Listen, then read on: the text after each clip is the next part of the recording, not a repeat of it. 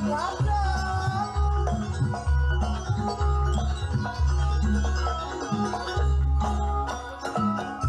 kelas 4 SD, itu ada lomba di kecamatan, jadi saya mulai menggeluti gandrung. Karena orang tua saya dulu juga seniman gandrung.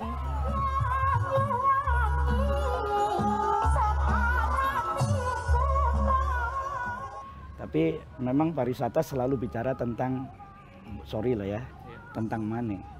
Tapi bagaimana dengan seperti itu, tetapi tradisi masih harus terawat, itu yang paling penting bagi saya.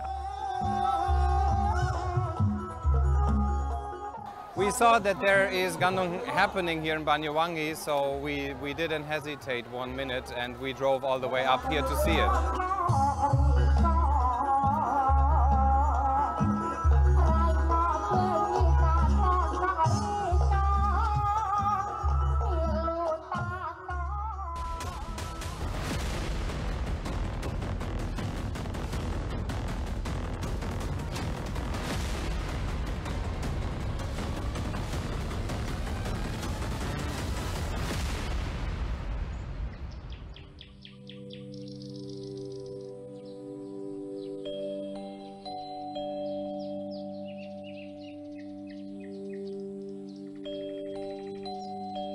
The Sunrise of Java adalah julukan yang begitu melekat dengan Banyuwangi. Kabupaten yang terletak di paling ujung timur Pulau Jawa tersebut bukan hanya menjadi tempat pertama di Indonesia yang menyambut sinar matahari, tetapi merupakan simbol harapan dan peluang baru bagi kemajuan Banyuwangi di era pariwisata modern. Dalam 1 dekade terakhir, Banyuwangi telah melompat menjadi salah satu daerah wisata papan atas di Indonesia. Keberhasilan ini tidak terlepas dari kolaborasi antara pemerintah, masyarakat, dan sektor swasta yang saling mendukung dalam mengembangkan infrastruktur, memperbaiki aksesibilitas, dan meningkatkan fasilitas wisata. Beragam potensi kekayaan alam yang dimiliki Banyuwangi, mulai dari gunung-gunung megah dan pantai-pantai memesona dengan fenomena alam langka yang menakjubkan, hingga hutan-hutan yang rimbun menciptakan daya tarik yang luar biasa. Selain itu, penampilan adat istiadat dan keragaman budaya yang spektakuler semakin memperkaya pengalaman wisata di daerah ini. Banyuwangi kini bukan hanya sekedar destinasi, tetapi sebuah pengalaman yang wajib dikunjungi bagi para pelancong yang mencari keajaiban dan inspirasi.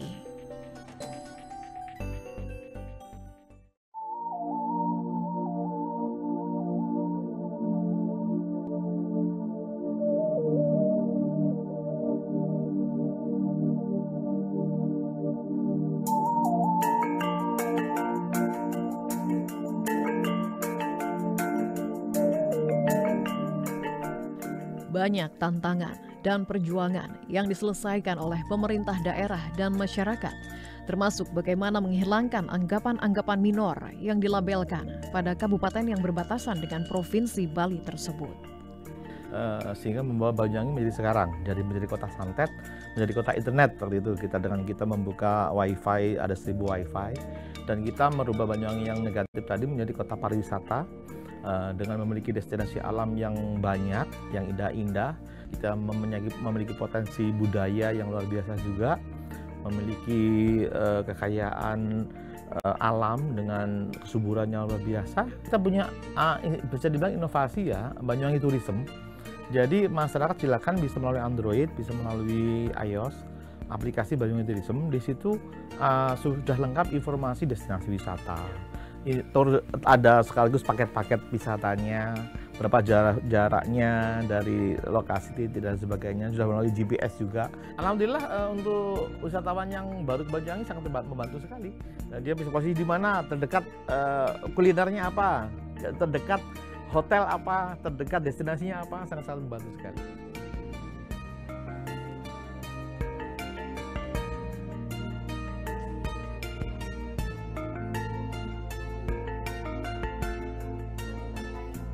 Amenitasnya kita siapkan, termasuk hotelnya, perumahannya, kulinernya, agar dia seneng, biar dia menjadi link of stay, biar tinggal di Banyuwangi lebih lama lagi. danangkan kembali. Inilah salah satu yang bisa mungkin pertumbuhan ekonomi dari itu. Termasuk salah satu cara sekarang adalah transportasi ini ada 3 kita. Yang pertama itu lewat bandara, aksesibilitasnya Blimbing Sari, yang pesawatnya ini penuh lagi. Dan alhamdulillah sekarang juga ada akses transportasi yang lewat Banyuwangi, kereta Belambangan Ekspres ini langsung Banyuwangi Jakarta. Ini juga full terus. Dan yang ketiga, kita juga punya akses jalan yang sebentar lagi mungkin Probowangi, Probolinggo Banyuwangi ini. Ini yang lewat darat, jalan yang sangat luar biasa. Dalam upaya mengoptimalkan sektor pariwisata di Kabupaten Banyuwangi, Kementerian Pariwisata terus berinovasi untuk mendorong pengembangan pariwisata internasional. Salah satu inisiatif yang menarik adalah program konektivitas pariwisata 3B yang menghubungkan Banyuwangi dengan Bali Barat dan Bali Utara. Paket wisata 3B dirancang sebagai upaya untuk mendistribusikan wisatawan yang sebelumnya terpusat di wilayah selatan Bali. Dengan Banyuwangi sebagai pintu masuk, program ini bertujuan untuk menyebarkan arus wisatawan ke Bali Barat dan Bali Utara, sehingga menciptakan pengalaman yang lebih beragam bagi para pelancong. Selama ini Banyuwangi dengan Bali itu kan hanya satu akses melalui Ketapang di Manuk. Seringkali ketika liburan panjang itu macet sampai luar biasa. Setelah dibuka ini ada lonjakan wisatawan yang dari Banyuwangi ke Bali maupun sebaliknya dari Bali ke Banyuwangi ke Bali. Melalui program ini pula, rencana untuk membuka rute penerbangan langsung dari Banyuwangi ke Tiongkok diharapkan dapat menarik minat pelancong asal negeri tirai bambu. Kita kerjasama dengan beberapa travel agent sehingga paket ini akan bisa berdampak luas ke masyarakat Jawa Timur maupun Bali. Karena alasan khusus untuk pariwisata, charter bisa. Jadi kesimpulannya, target kami dengan semua yang menghendaki ini jadi, April 2025 rencananya akan ada 2 penerbangan dalam 1 minggu. Charter dari Taiwan dan Cina ke Banyuwangi dengan jualannya paket 3B tadi. Jadi mereka ke Ijen, kemudian ke Bali Barat, ke Bali Utara, pulang lagi lewat Bandara Banyuwangi. Dengan skema tadi charter. Bandara sudah tidak masalah. Mulai panjang runway, perizinan, termasuk imigrasi juga kemarin udah oke, tidak masalah. Salah satu tujuan menarik yang dapat dijangkau dengan mudah berkat pengembangan ini adalah Desa Adat Kemiren. Terletak tidak jauh dari pusat kota Banyuwangi, desa ini menawarkan pengalaman budaya yang kaya, termasuk tradisi, kuliner, dan kerajinan lokal. Dengan akses yang semakin mudah, pelancong dapat menikmati keaslian budaya Banyuwangi dan interaksi langsung dengan masyarakat setempat.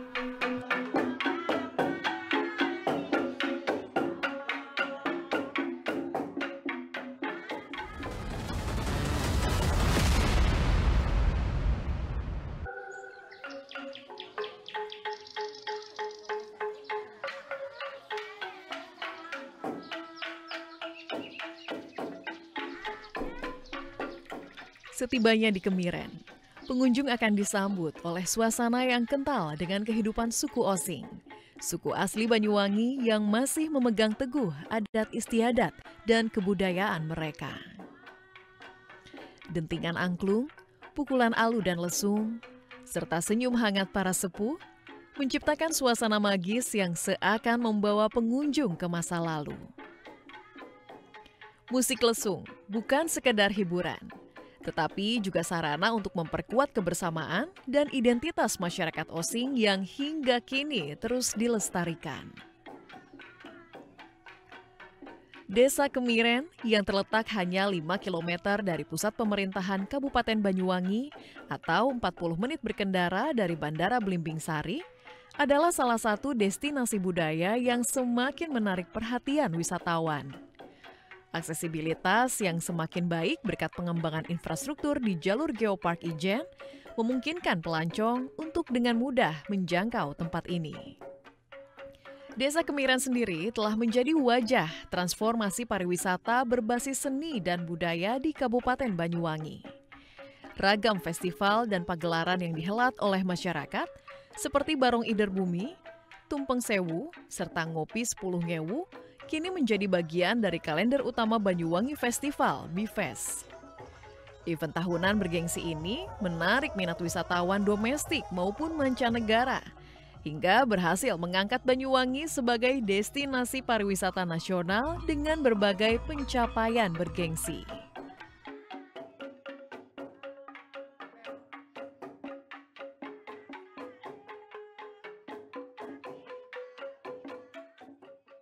Masyarakat Kemiren ini mayoritas itu masyarakat Using, Mas. Jumlah penduduknya itu kurang lebih itu 2.500 dengan KK 1.101, kurang lebih semacam itu. Mata pencaharian dari masyarakat desa Kemiren itu adalah petani. Yang dirasakan dengan desa Kemiren sebagai desa wisata adat Using ini, satu dalam sisi ekonomi. Wisata kalau tidak ditunjang dari kepedulian masyarakat tidak akan mungkin berjalan dengan lancar. Di sisi lain ekonomi masyarakat mulai meningkat. Yang dulunya masyarakat itu penghasilan dari pertanian, sekarang mulai membangun homestay semacam itu. Jadi inilah nilai-nilai yang untuk pendapatan masyarakat mulai bertambah. Semakin terkenalnya sebagai desa wisata, tempat wisata, otomatis kita itu akan kedatangan banyak investor yang masuk. Geliat pariwisata juga terlihat dari semangat masyarakat yang terlibat langsung di dalamnya. Kelompok Sadar Wisata Pokdarwis yang berada di bawah naungan Badan Usaha Milik Desa BUMDes berperan penting dalam memajukan ekosistem pariwisata desa ini. Salah satu inisiatifnya adalah membuka paket-paket wisata melalui kerjasama dengan agen perjalanan. Sehingga setiap sudut desa ini dapat diakses oleh wisatawan yang ingin mendalami budaya lokal. Tak hanya itu, Pokdarwis juga membantu warga menyulap rumah menjadi homestay yang nyaman, memberi kesempatan kepada tamu untuk merasakan kehidupan khas desa Kemiren secara langsung. Homestay saya di sini nih memang setelah COVID itu ya kenaikannya cukup signifikan juga dibanding tahun-tahun yang sebelumnya. Omsetnya per bulan, kalau yang bulan kemarin ini aja kurang lebih sudah 2 juta lebih, hampir 3 juta gitu, itu per bulan. Karena memang kemarin itu juga ada tamu dari literasi Nusantara yang kebetulan juga kan berbarengan sama acara BIFES yang Gandrung Sewu itu, Mas. Jadi kita kedatangan 105 tamu untuk di homestay Kemiren ini, terus yang mau ke BIFES itu seperti itu. Sebagai kejutan manis bagi para wisatawan, Pokdarwis menggagas pasar kuliner tematik Kemiren yang tak hanya memanjakan lidah, tetapi juga membawa pengunjung masuk ke dalam kisah masa lalu. Yang menambah pesona, para penjual di pasar ini mengenakan kebaya hitam, busana tradisional khas masyarakat Banyuwangi. Desa Kemiren bukan hanya menjadi desa wisata, tetapi juga tempat di mana tradisi hidup dan menghidupkan ekonomi masyarakat sekitar secara berkelanjutan. Saya dari Surabaya, Mas. Wah, ini kan sudah booming ya, Mas ya. Sudah lihat dari itu sosmed-sosmednya teman-teman itu udah banyak yang berkunjung ke sini gitu. Jadi kok pengen banget gitu loh tahu rasanya di situ kayak apa gitu. Ternyata emang luar biasa ya, kue-kuenya itu kayak kue-kue yang kita nggak ketemu di kota kayak Surabaya gitu kan nggak ada ya. Jadi kayaknya wow banget. Berawal dari cerita-cerita yang dibagikan di platform digital, Desa Kemiren mulai dikenal oleh banyak orang. Selain itu, promosi konvensional seperti pameran pariwisata, distribusi brosur, dan paket tur juga digencarkan. Kombinasi promosi tersebut tidak hanya berhasil menarik perhatian wisatawan, tetapi juga berkontribusi signifikan terhadap peningkatan pendapatan ekonomi desa. Untuk omset yang masuk ke kami tahun 2023 kemarin kurang lebih omset kotornya itu kisaran 500 jutaan, 500 lebih. Kami pengelola wisata hanya mentargetkan kurang lebih 10-30% profit dari situ. dari situ yang 10-30% tadi barulah kita kelola dari teman-teman pengelola desa wisata. Kita mencoba untuk menambah dari mungkin surplus yang kita bisa gunakan. Contohnya mungkin kemarin kita sempat untuk menambah 1 unit toilet. Nah dari situ sisanya kemana? Sisanya yang dari 500 itu tadi ya masuk ke warga. Mungkin penyedia jasa kuliner, kemudian penyedia jasa kesenian, tari gandrung, tari barong, musik lesung, musik angklung paglak, kemudian homestay di warga, seperti itu. Gemerlap pariwisata di Banyuwangi melalui Gandrung Sewu 2024 tidak hanya memikat perhatian wisatawan, tetapi juga memberikan dampak ekonomi yang signifikan. Pertunjukan budaya yang kaya akan makna, filosofi, dan spiritual ini menjadi daya tarik utama yang menarik ribuan pengunjung dan membuka peluang kerja bagi masyarakat setempat, termasuk para penari.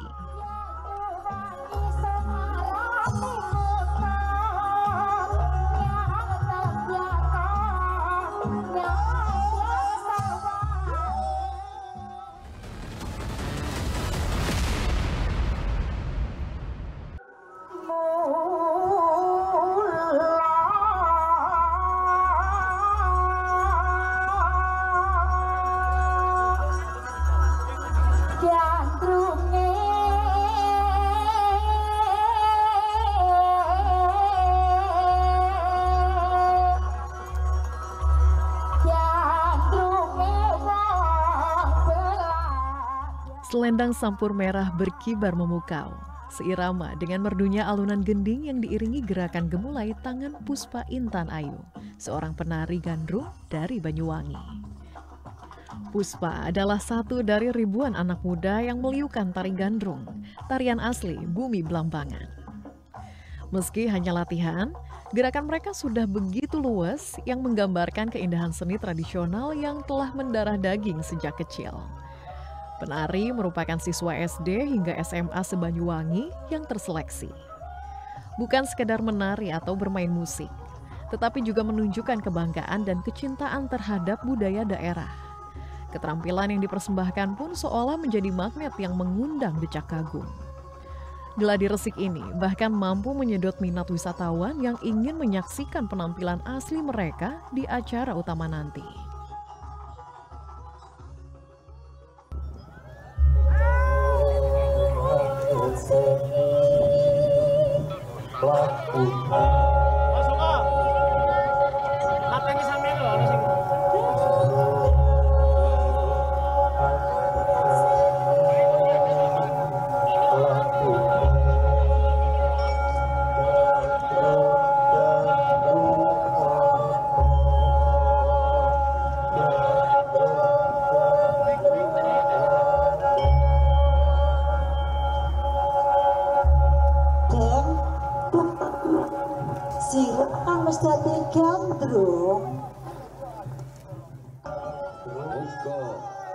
Tubuh iki bisa nyambangaken langsaraken napas.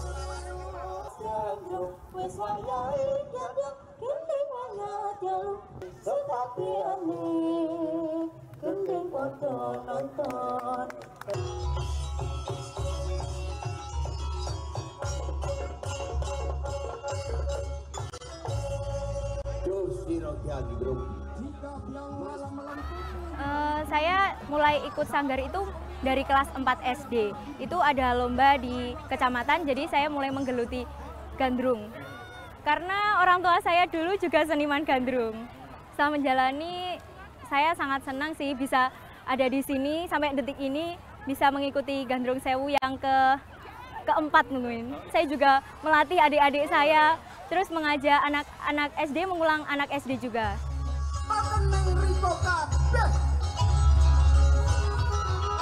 Mentari berganti keesokan hari.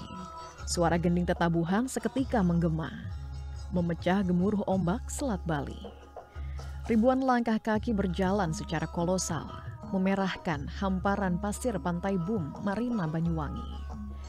Dengan jumlah pengunjung yang mencapai 45.590 orang, acara ini bukan sekadar tontonan budaya, tetapi juga penggerak ekonomi yang sangat dinamis. Festival ini berlangsung dengan semangat meriah. Tak sedikit anak-anak yang piawai menari dan memainkan gamelan, hasil dari inisiatif pemerintah daerah dalam menanamkan seni tradisi melalui kegiatan ekstrakurikuler di sekolah-sekolah. Banyuwangi itu adalah gandrung adalah Banyuwangi.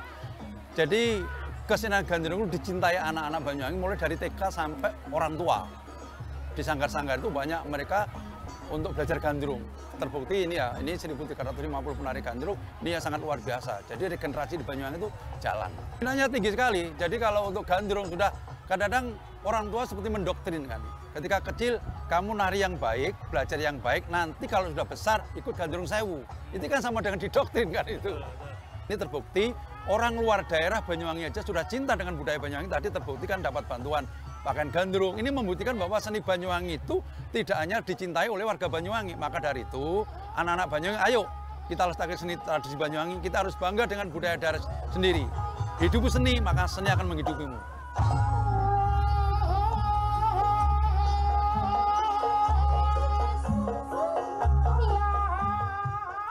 Mengusung tema Payung Agung, The Diversity of Culture, menjadi bukti nyata bahwa seni tradisi seperti gandrung tak hanya memukau secara budaya.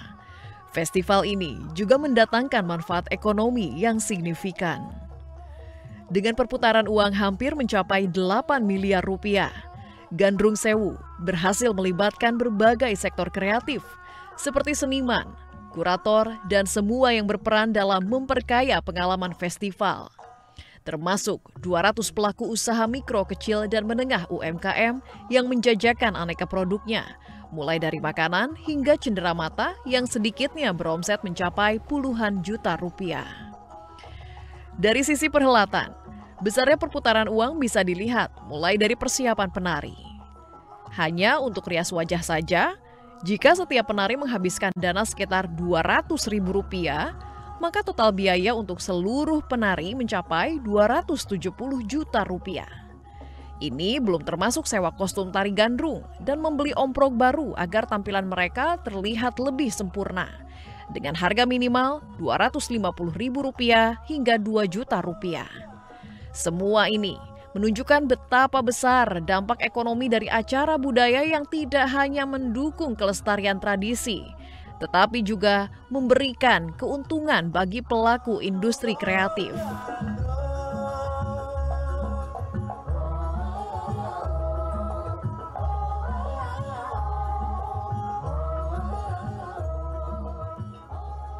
Tapi memang pariwisata selalu bicara tentang, tentang money. Tapi bagaimana dengan seperti itu, tetapi tradisi masih harus terawat, itu yang paling penting bagi saya. Alam juga terawat, tradisi terawat, norma-norma adat tetap berjalan seperti itu. Dan mudah-mudahan dengan cara seperti ini, percepatan ekonomi, kemudian memasarkan suatu daerah, menunjukkan ini loh ada kekhasan yang kalian bisa lihat, kalian bisa tinggal di sini dengan nyaman, apa itu namanya, masih sebut saja masih original lah ya, jadi cara hidup sehari-hari. Itu yang menarik.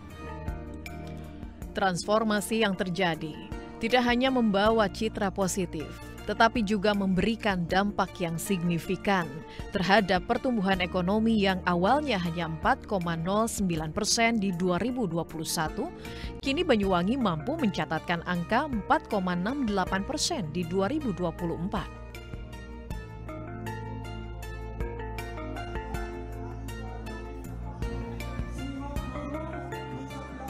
I really love this show. We saw that there is gandrung happening here in Banyuwangi, so we didn't hesitate 1 minute and we drove all the way up here to see it. And I hope that they still keep their interest in culture, basically, so that this festival can survive for the next 100 years too. Satu dekade transformasi Kabupaten Banyuwangi telah dilewati. Berbagai upaya dan perubahan terjadi di segala lini. Banyuwangi kini tak lagi ditakuti. Terbang tinggi menjadi destinasi wisata unggulan negeri.